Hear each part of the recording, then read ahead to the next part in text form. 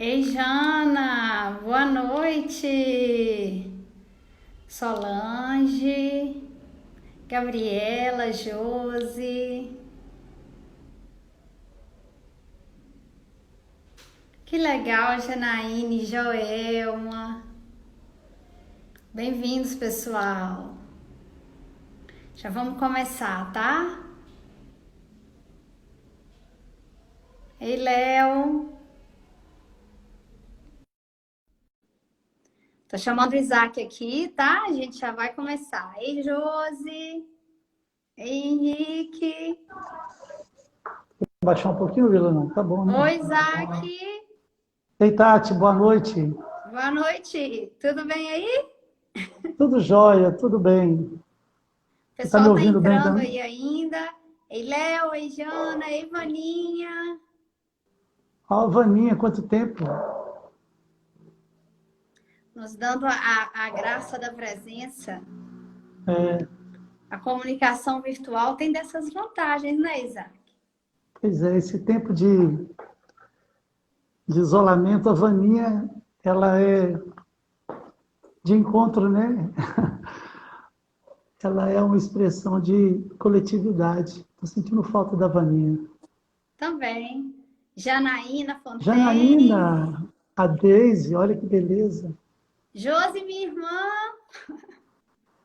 Beijo, Deise. Oi, Vânia. Que bom, pessoal. Então, a gente vai começando, né? Porque senão daqui a pouco o Instagram derruba a gente. E aos poucos a gente vai tentando trocar uma ideia, né? À medida que as pessoas puderem participar. Gente, esse final de semana eu completei 60 dias de experiência, né? De distanciamento social. Alguns estão vivendo isolamento social, né? Cada cidade está vivendo uma realidade.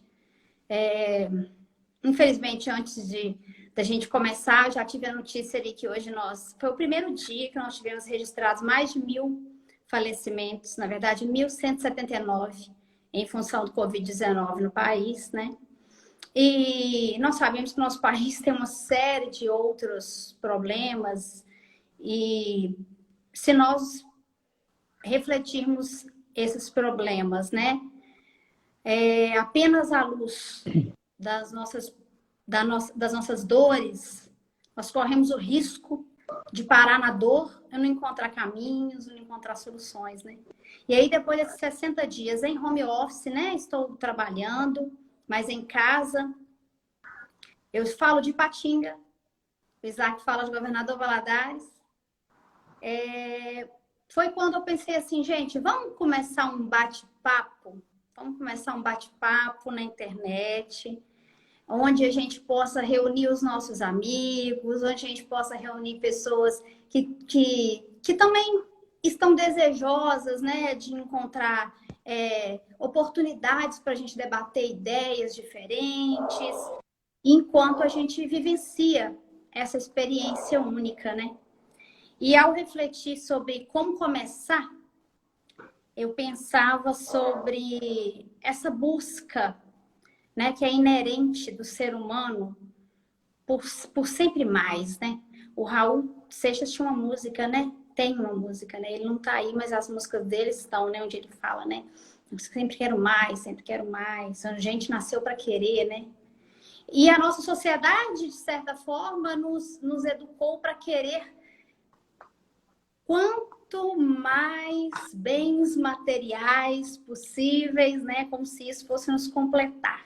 E nós falamos aqui para um público privilegiado, porque a gente tem comida na mesa. E só por isso nós já somos privilegiados, né? E aí a gente vai conseguindo acumular os nossos bens materiais, a gente vai conquistando coisas, mas há um vazio que não se preenche e a gente começa a buscar algo mais que dê sentido, significado à nossa vida. Isso é próprio do ser humano. Essas buscas, elas vão variar, né?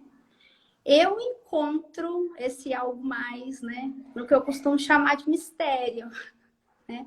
É um mistério, não consegui nomear ainda. Mas, para para muitas concepções, né? Esse mistério é chamado de espiritualidade. Então, pensei, é isso aí. Vamos começar falando de espiritualidade. Estamos precisando falar disso, né? Mais do que nunca. E como cada encontro desse pretende ser uma conversa, um bate-papo entre amigos, não haveria amigo melhor para eu convidar nesse momento que não fosse o Isaac, que também é conhecido da maioria de vocês, né? O Isaac, eu tive a honra de trabalhar com ele muitos anos no chão da sala de aula.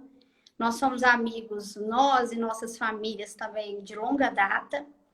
E a experiência de troca nessa temática da espiritualidade é sempre muito enriquecedora para mim.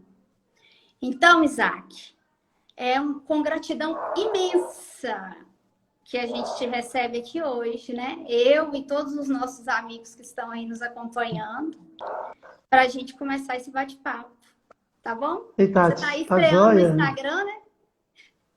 Menina, eu tô assim, aprendendo um pouco, né? Esse confinamento nos fez crescer, né? Aprender coisas novas. Eu não tinha Instagram e está sendo uma experiência legal. E é um prazer, viu? Muito obrigado você, Tati, pela confiança, pelo convite. Me senti extremamente feliz, alegre e honrado por estar dividindo com você esse tema que faz parte da minha vida, né? Faz parte da minha história. E também perceber quantos amigos estão aproximando, entrando aí. E é uma alegria estar aqui. Vamos fazer esse tempo que eles estão nos dedicando valer a pena. Espero contar com a ajuda de vocês todos. A gente vai tentar, tá, pessoal? A gente acompanhar tudo que vocês estão colocando aí, né? Se a gente não conseguir ler tudo, não reparem, por favor, somos marinheiros de primeira viagem, tá?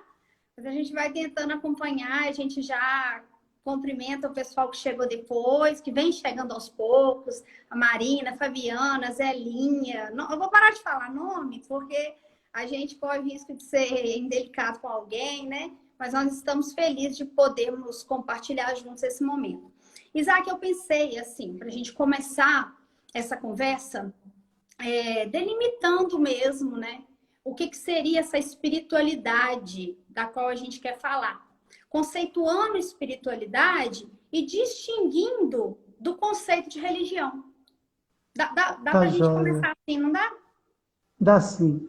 Eu queria começar, então, aproveitando essa pergunta, dizer que parte de muitas coisas que eu sinto e entendo por espiritualidade foram plantadas dentro de mim na convivência com você, Tati, e outros colegas de trabalho, mas também alguns amigos, né, no meu tempo de adolescência. Hoje eu estou tendo a honra de receber aqui pessoas de outras cidades. Estou vendo aqui Márcia Teixeira, Ronaldo Zica, pessoas que ajudaram na caminhada religiosa a descobrir o verdadeiro sentido da vida, o verdadeiro sentido da fé, portanto, da espiritualidade.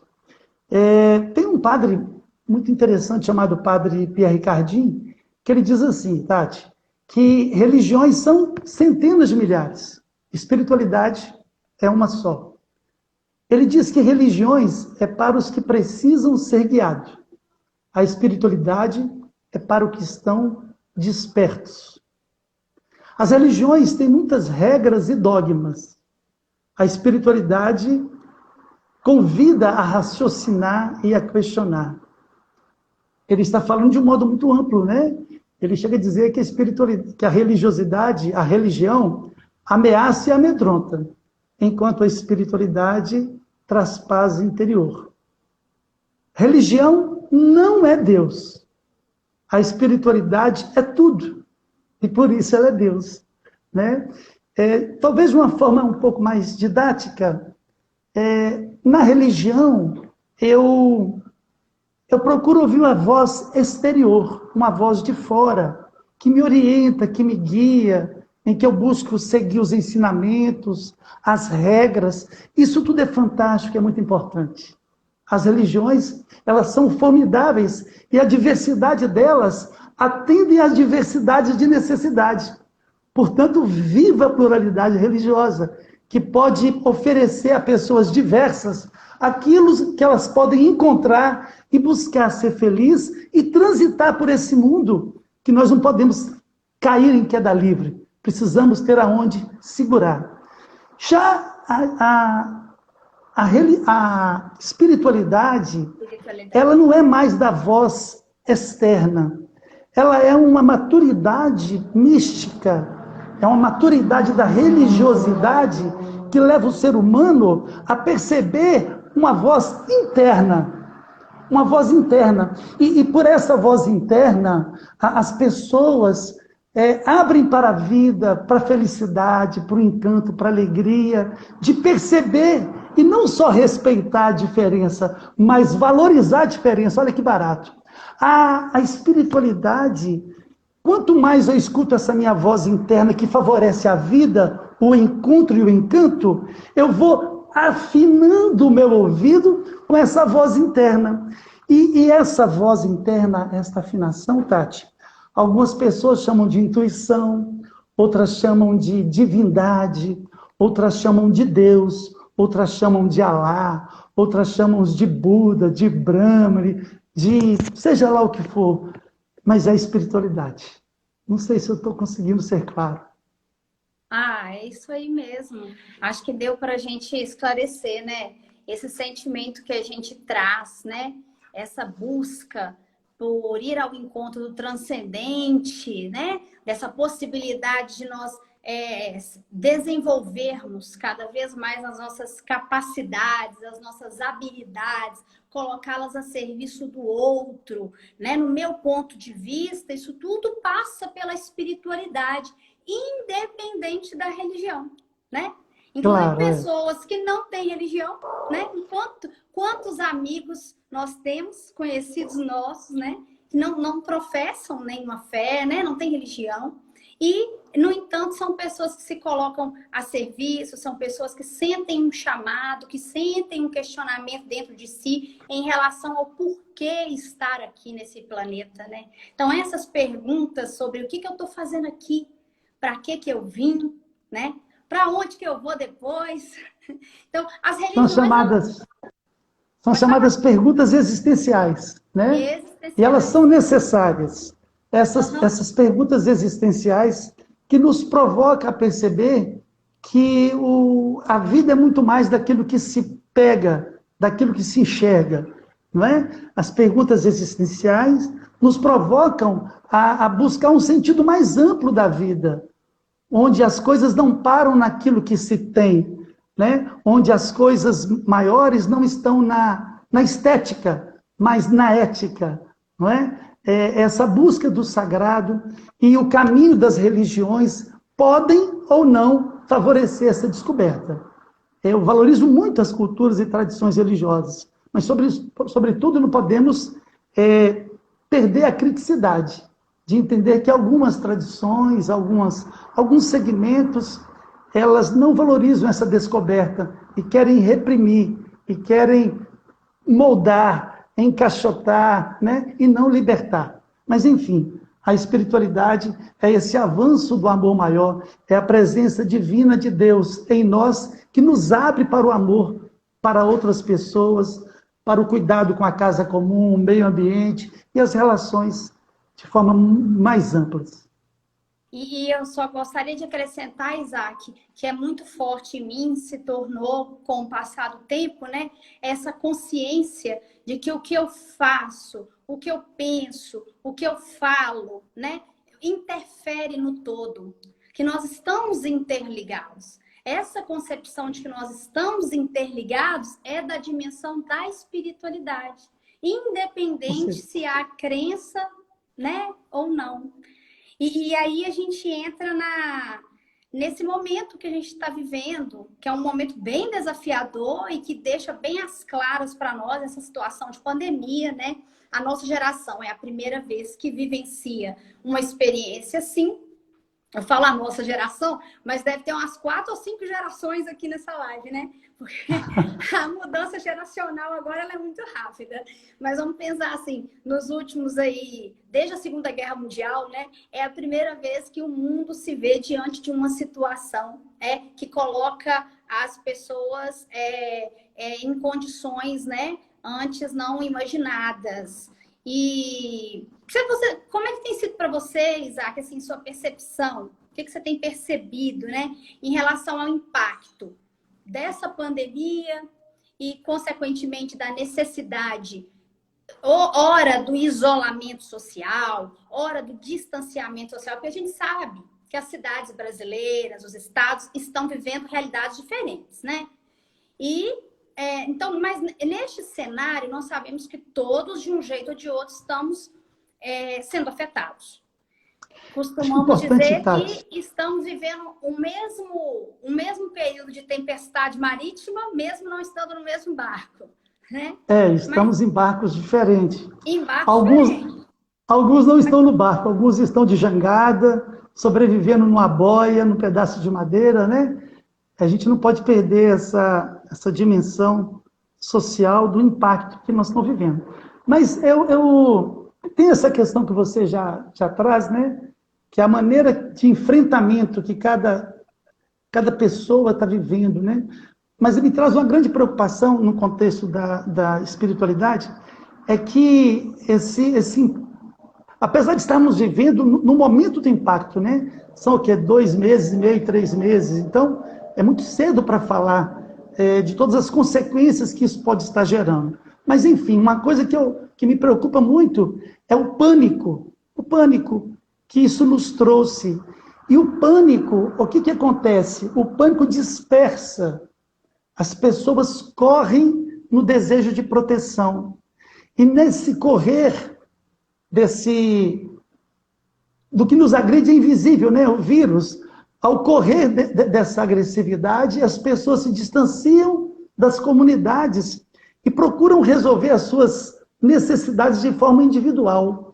E aí, nessa noia de defesa, gera violência, a violência verbal, a violência de causa individual, cada um por si, a preocupação de comprar todo o estoque, né, no princípio, né, de álcool gel, de máscara. A minha grande preocupação desse primeiro impacto foi desmembrar o espírito coletivo e comunitário que nós não podemos perder. Esse pertencimento humano, esse cuidar um dos outros, que é tão próprio da espiritualidade, né? Claro que nós precisamos de um respirador para cada paciente em estado grave, mas é preciso alimentar a dignidade e nos trazer saúde para que outras pandemias, outros vírus ou bactérias que vierem, a gente tenha uma resistência maior. A minha preocupação, então, desse impacto, a princípio, é essa, do distanciamento, cada um salve se puder, e a falta de compromisso de uma sociedade civil organizada. E junto com isso, nós temos hoje uma ausência de valores que possam nos guiar de forma mais clara. Pelo contrário, nós estamos vivendo e sofrendo uma desmanda, uma falta de orientação, onde muitas pessoas, acreditando estarem certas, estão agindo por influências não fundamentadas no campo da saúde hoje, de órgãos sérios, de pessoas sérias, né? Eu percebo isso. Por outro lado, ao mesmo tempo que me assusta o distanciamento do pânico e o esvaziamento das comunidades e dos grupos de fé, eu percebo a solidariedade também. Eu percebo muitas igrejas, mesmo em funcionamento precário, fazendo campanhas de socorro. Eu vejo organização civil, pessoas da sociedade também. Eu tenho amigos que não negaram nada, se colocaram completamente à disposição de ajudar quem precisa.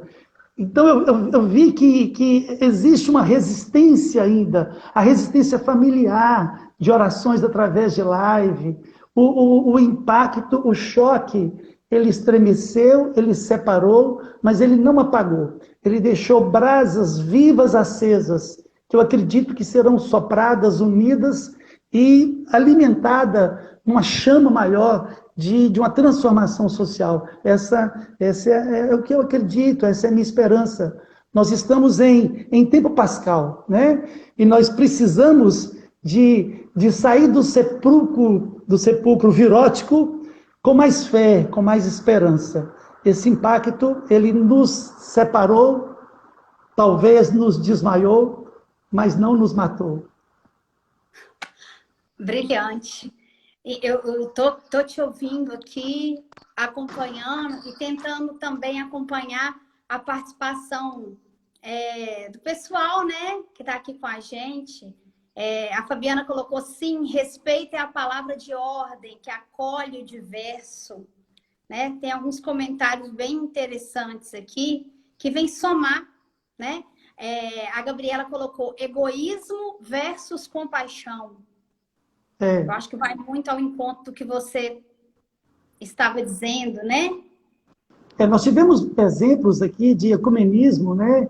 Eu acredito que até além do ecumenismo, diálogo interreligioso, de pessoas se solidarizando, sabe?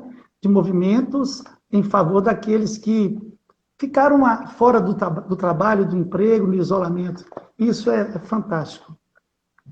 A Josi colocou, sem contar o movimento das mais diversas religiões online, disseminando fé e esperança. Quer dizer, como a gente já falou, né? Diferentes crenças, diferentes religiões e buscando formas de fazer a nossa parte, né?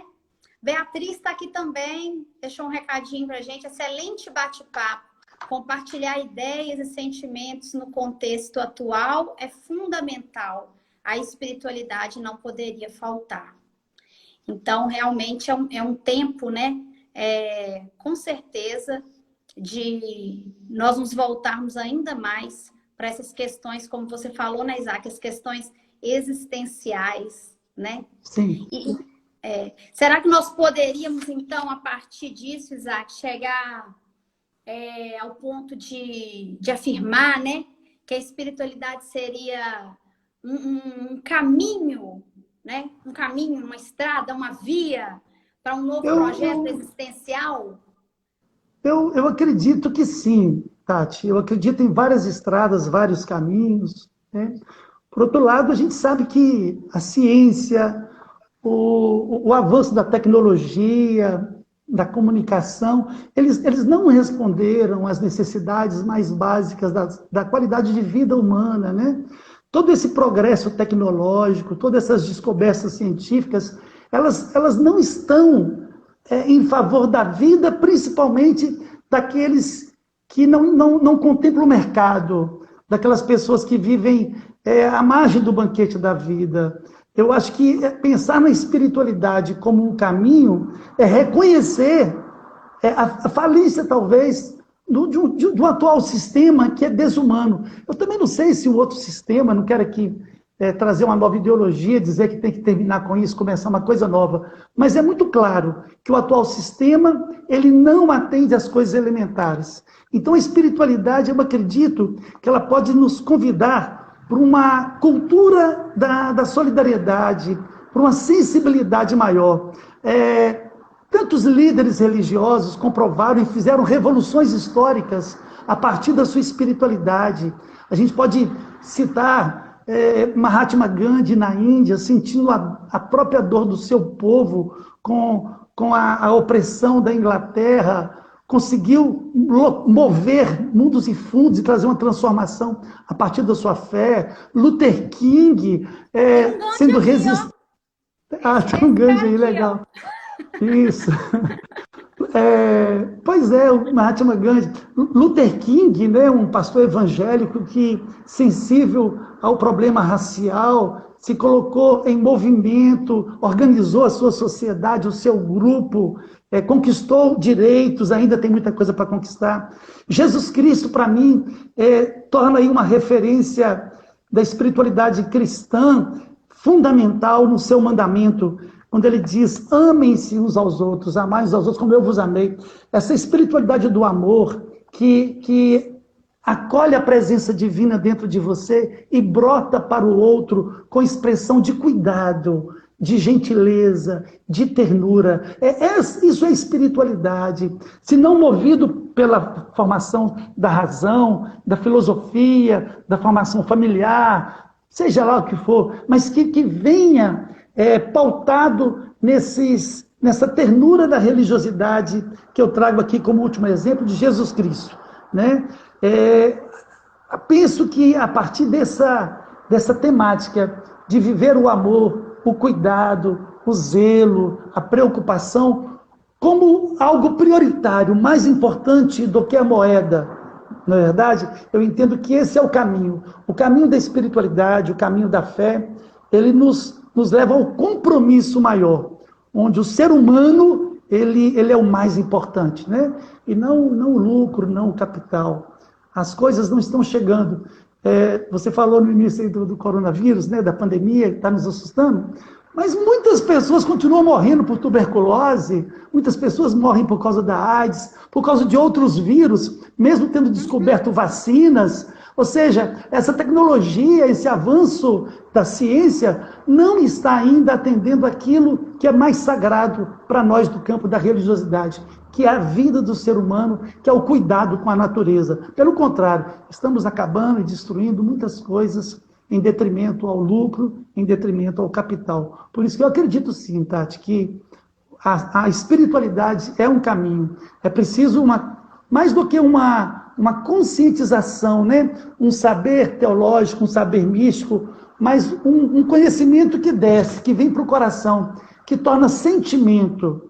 E do sentimento se torna conversão. Eu sei, eu sinto, eu me transformo, eu me coloco em movimento e posso iniciar uma cultura de paz, uma cultura de solidariedade a partir da espiritualidade. É o que eu acredito, sim.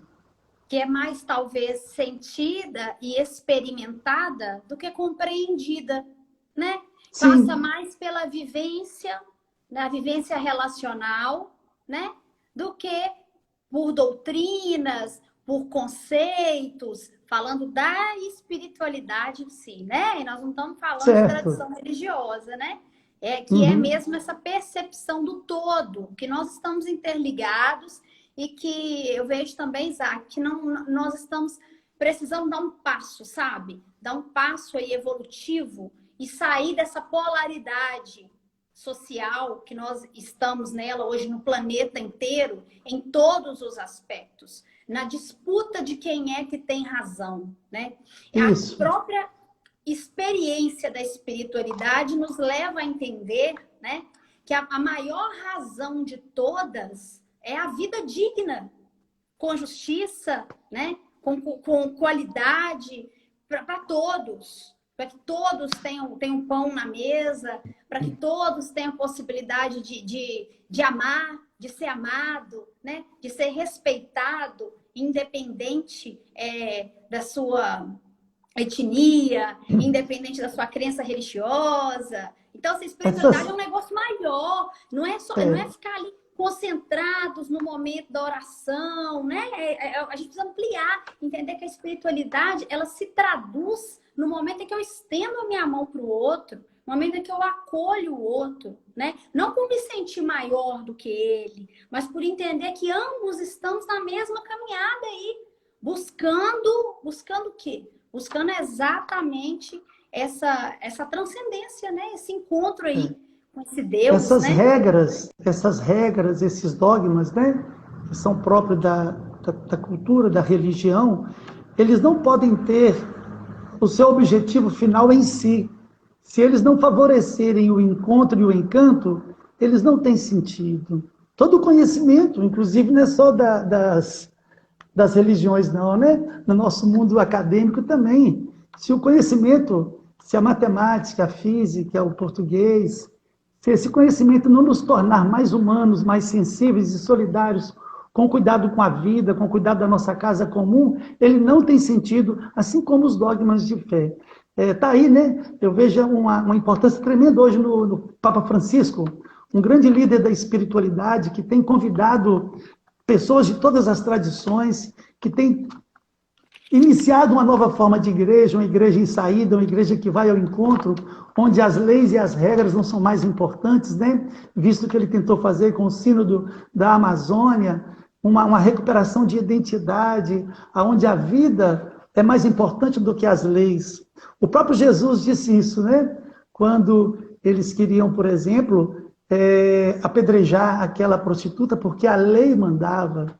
Quando eles não queriam deixar que Jesus curasse o homem da mão seca, porque era sábado, e Jesus dizia, o que é mais importante? É a lei ou a vida, o ser humano? Então, essa percepção e essa análise de dogmas, de doutrinas, de leis, de conhecimento, de ciência, seja ela qual for, se ela não favorecer o encontro, a promoção da vida humana, o cuidado com a natureza, com a sustentabilidade, não tem sentido. É preciso que a criação seja valorizada, que a gente tome posse disso e tome um sentimento, né, de pertencimento, de cuidado uns com os outros. Eu entendo que essa é a saída. Essa talvez seja a esperança, né? Pode não ser a saída, mas com certeza é a esperança. A Vaninha, nossa grande amiga, ela escreveu assim, eu acho que foi para mim, porque eu lembro desse dia. Um dia você me disse que eu era um ser de oração. Gratidão. Hoje me sinto próxima disso. Então, Vânia, nessa concepção mesmo que a gente está conversando hoje, por isso eu me senti à vontade de expor aqui a sua colocação, né? Aí, é claro que se a gente for para a dimensão da oração, a gente vai aprofundar ainda mais, e é uma forma de expressão, sim, da espiritualidade também, né? Aí eu já estou vendo aqui que a Geralda... Ei, Geralda, não tinha visto que você tinha entrado. Bem-vinda. Geralda escreveu que se prender na oração e aos valores tradicionais é uma escolha muito espiritual e muito justa. Eu penso, sim, né, Isaac? É uma escolha também de uma vivência da sua espiritualidade através dos valores e da doutrina, daquela tradição religiosa. É isso mesmo, toda busca, ela traz para quem a faz uma resposta, né? Onde a pessoa busca se alimentar, onde a pessoa busca suas esperanças, onde a pessoa busca estar ali alimentando para dar conta da sua semana, da sua vida, tudo isso é muito importante. E eu acredito que a oração ela é fundamental, né? A oração ela é o oxigênio da nossa alma, a oração é a nossa ponte com a transcendência, mas outras coisas devem ser conectadas também à oração. Mas você, Isaac, você é cristão, católico, né? Então, assim, eu penso que você pode... E de uma vivência de muitos anos, né? Eu acho que pode falar disso com muita propriedade, né? Não sei se também você deseja, se for do seu coração, né? Falar disso agora, de como que é essa vivência sua...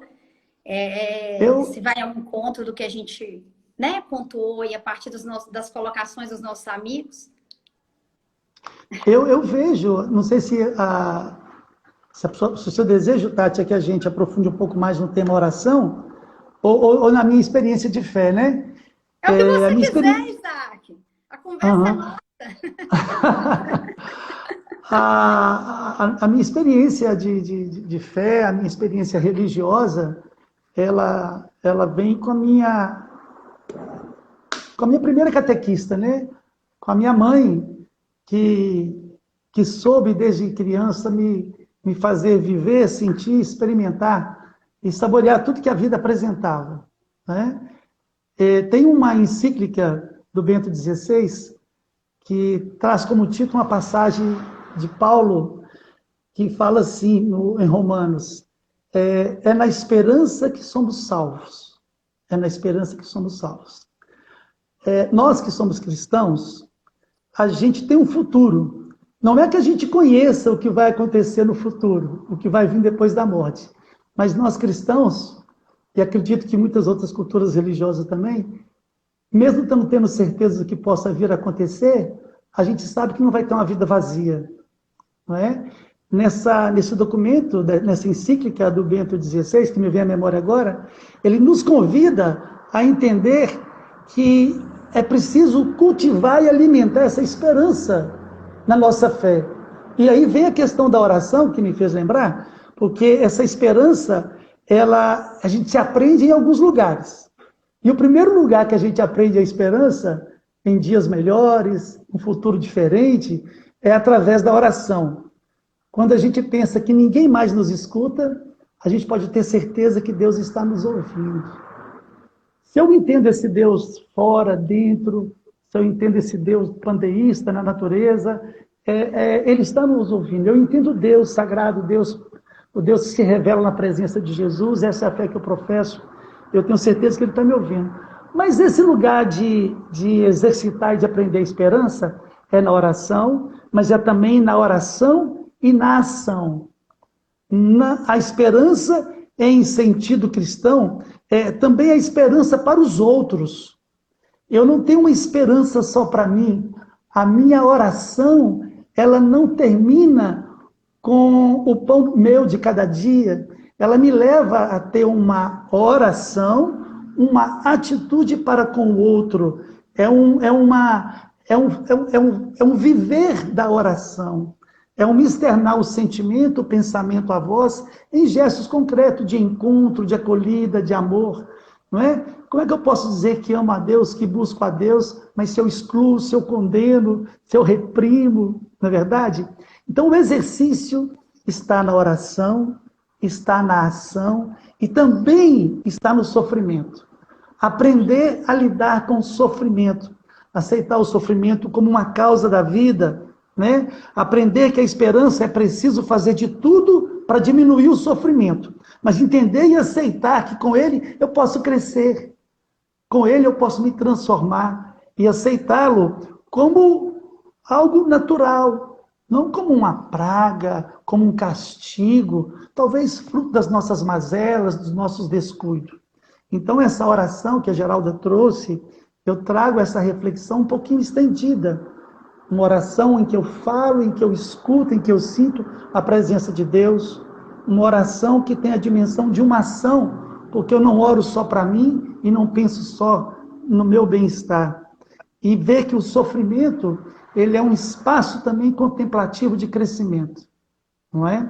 Nesse documento do Bento XVI, ele traz um quarto lugar um pouco complexo, que é o juízo final, não é? Em que ele diz que existe a justiça, mas não nos falta a graça. Existe a justiça, mas não nos falta a graça. E o encantamento da oração, Geraldo, e todo mundo que está nos ouvindo aí, ele nos permite sentir, se deliciar com a graça de Deus. E nessa instância, Tati, de aprofundamento, de intimidade, de perceber essa relação de Deus na nossa vida, a gente vê as coisas num olhar maior. A gente não precisa pegar naquilo que acredita, a gente desfruta o sentimento da utopia. Não é uma luta em vão. Eu não estou fazendo isso ou aquilo para conquistar o paraíso. Eu estou fazendo isso ou aquilo porque isso me traz o paraíso aqui na Terra. Isso me faz sentir bem. Eu lembro que eu trabalhava com um grupo de jovens e falava sobre perdoar. E uma menina disse assim: vai, Isaac, mas e se eu perdoar essa menina que me machucou, que me magoou? E se no final da história, quando eu morrer, não tiver céu, não tiver inferno, eu vou perdoar ela em vão? Aí eu falei: não, o perdão que você vai dar para ela não é uma passagem, um passaporte para você conseguir alguma coisa, é para você ficar bem hoje. A graça de perdoar, de se sentir aliviado de um rancor, de um remorso, de uma dor que alguém te causou, é você tirar uma pedra do seu coração e poder reconhecer e devolver ao outro o direito de ser feliz também, não é verdade? E retomar a sua vida de forma mais leve, de forma mais passiva. Eu entendo assim essa dimensão da oração, eu vivo assim a minha história de espiritualidade, de fé, é dessa forma que eu entendo. Dessa forma que eu procuro caminhar, sem desacreditar, tendo esperança, né? Mas já tendo curtido um pouquinho essas gotas do céu. Não, é excelente contribuição, Isaac, excelente. Nossa, eu vou ler aqui também, acho que vem somar, né? Nessa conversa, acho que é legal. A gente até pede desculpa que eu não estou conseguindo ler tudo, não. Mas algumas coisas, a Josiane Conrado, essa minha amiga aqui de Patinga, né? Ela colocou assim: cultivar a espiritualidade ainda não faz parte do cotidiano de muitas pessoas. Sim. Pouco se compreende que esse exercício é um pilar determinante na sustentação da interioridade. Profundo. Poderíamos ficar aqui mais uma hora só falando da sustentação da interioridade, né? Que a Josi resgata aí. E a Porque Fabiana... é um equilíbrio, né, Tati? É um equilíbrio. A espiritualidade, isso nós podemos buscar muito nas tradições budistas, nas tradições hindus, onde a meditação, os mantras, trazem para as pessoas essa sustentabilidade de equilíbrio emocional. É uma unidade da razão, da inteligência, da emoção, né, do corpo, da biologia. Isso é fundamental. A espiritualidade, ela é alcançada e traz esse benefício para a gente, sim. E eu gostei muito, assim, a Fabiana, da página Primeiríssima Infância, eu penso que ela resumiu, assim, de uma forma bem sucinta e bem interessante, tanto a minha fala como a sua, quando ela colocou assim, oração mais ação. Movimento que nasce de dentro para fora, do desejo de querer o bem ao outro. E aí eu acrescentaria a fala dela, né? Se eu quero o bem ao outro, eu quero o bem a todo o universo, né? E pensando em universo, a gente caminha aí já pensando em fazer as considerações finais antes que o Instagram nos derrube, porque tem isso, eu tô vigiando a hora aqui, né? Porque ele nos derruba. Se não der tempo, a gente volta outro dia. Me perguntando, né? E te perguntando também quais são as nossas expectativas para o pós-pandemia, né? Então, nesse cenário, tomando como referência essa questão da espiritualidade, o que é que a gente espera após essa pandemia? O que você acha que vai acontecer, Isaac? Nesse aspecto espiritual? O que a gente tem aí de perspectiva positiva? Olha, eu acredito que o mundo da religiosidade ele é muito fecundo, né? A fé, a espiritualidade é uma semente que todos nós carregamos. E muitas vezes o sofrimento, a distância, a dor podem se tornar adubos que fazem florescer, que fazem crescer e brotar frutos, né? Eu acredito, espero e vejo uma boa esperança. Eu acho que o cristão, ele não pode perder a esperança, né? Nossa esperança pascal, como eu falei. Eu acredito muito no ressurgir muito mais forte. Eu acredito que a partir dos nossos reencontros sociais, dos nossos abraços, eu acredito que as pessoas vão entender a vida de forma mais plural. Eu acho que nós precisamos diminuir essa grande diferença, esse abismo que tem da sociedade, da concentração de renda, onde todos agora foram colocados assim, pelo menos como ameaça de morte, né, diante dessa virose desconhecida. Eu não quero pensar num mundo que seja o mesmo.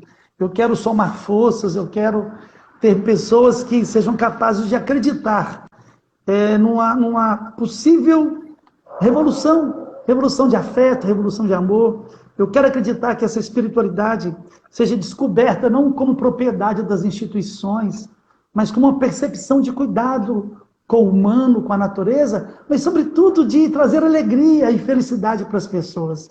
Não dá para vivermos mais rodeados de corrente, de amarras, de concepções pré-estabelecidas, preconceituosas, não respeitando os outros, não respeitando a natureza, tendo como valor primordial a moeda, né?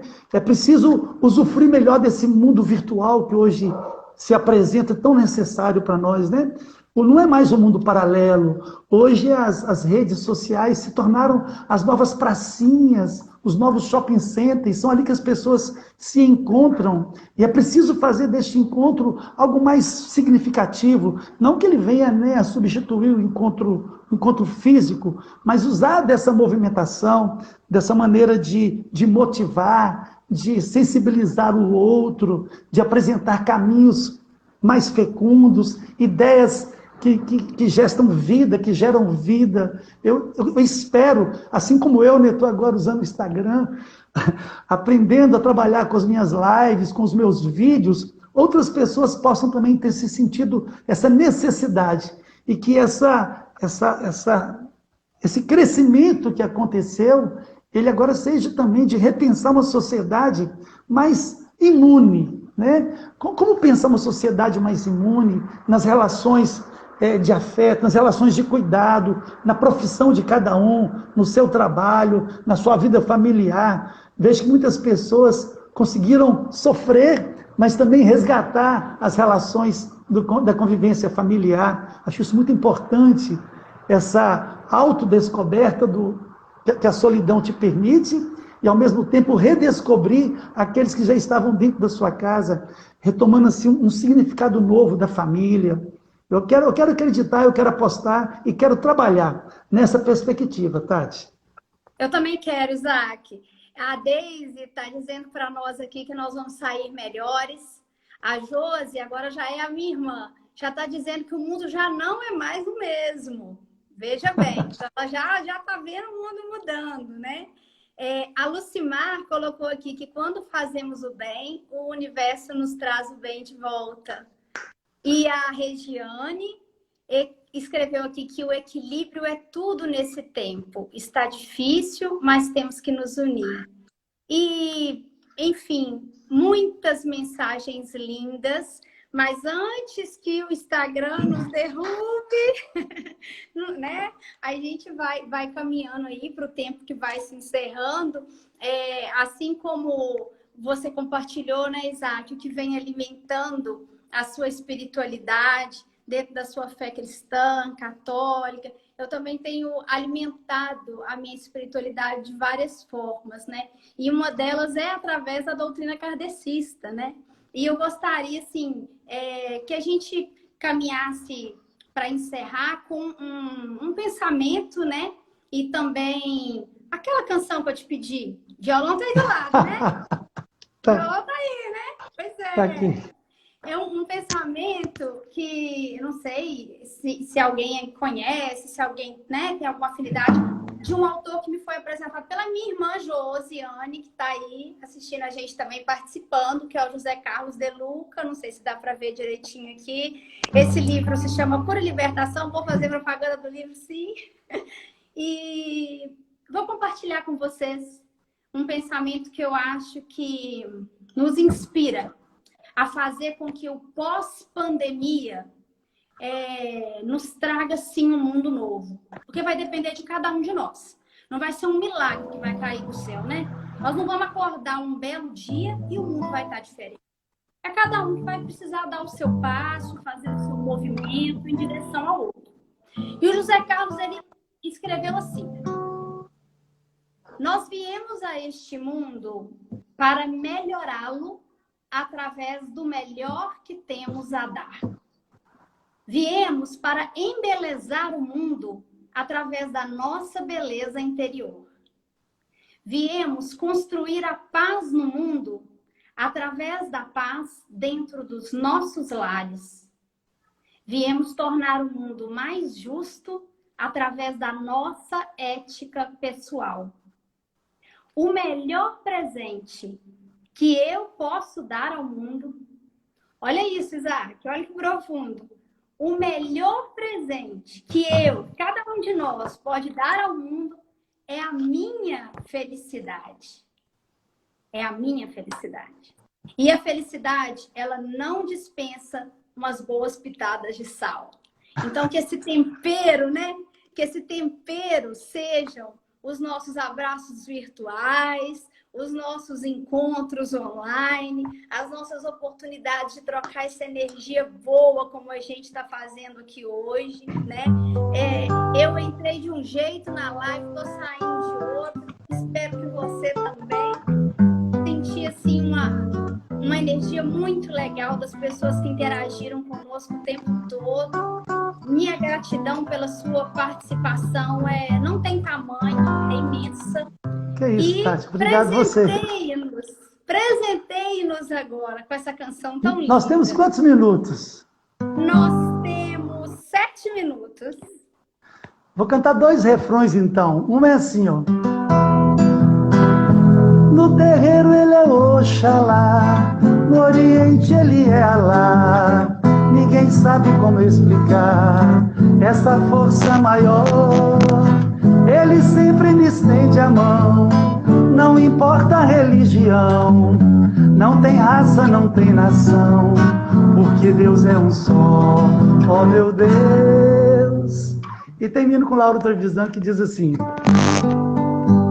o que eu penso a respeito da vida é que um dia ela vai perguntar o que é que eu fiz com os meus sonhos e qual foi o meu jeito de amar. O que é que eu deixei para as pessoas que no mundo vão continuar, para que eu não tenha vivido à toa e que não seja tarde demais. Eu acho que na nossa vida, né, a gente vai passar, cada um tem sua hora.